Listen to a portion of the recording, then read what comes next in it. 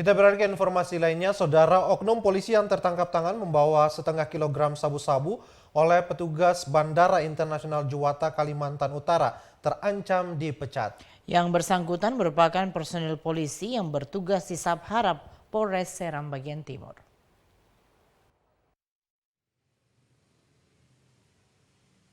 Brigadir Polisi Mario Atihuta terancam dipecat dari satuan tempatnya bertugas, Sabara Polres Seram bagian Timur. Oknum polisi tersebut tertangkap tangan membawa narkoba jenis sabu-sabu di Bandara Juwata, Kota Tarakan, Provinsi Kalimantan Utara, akhir Februari lalu. Barang bukti sabu-sabu yang dibawa Mario sebanyak lebih kurang setengah kilogram. Kapolda Maluku Irjen Polisi Baharudin Jafar menegaskan yang bersangkutan sudah tidak layak menjadi seorang aparat yang seharusnya memberi contoh dan panutan bagi masyarakat. Tim dari Polda Maluku telah dikirim ke Polda Kalimantan Utara untuk menindaklanjuti kasus tersebut.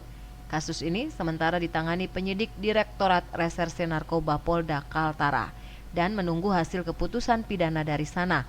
Setelah itu, Polda Maluku akan memberi tindakan selanjutnya sampai ke proses PTDH.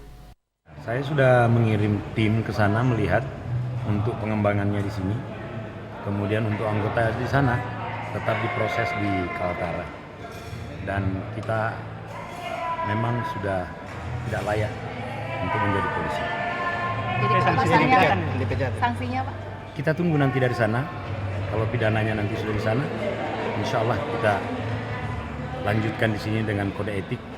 Kalau bisa sekaligus dipecat. Diduga oknum polisi tersebut merupakan bagian dari jaringan narkoba internasional. Sebelumnya yang bersangkutan meminta izin cuti ke Ambon untuk urusan keluarga.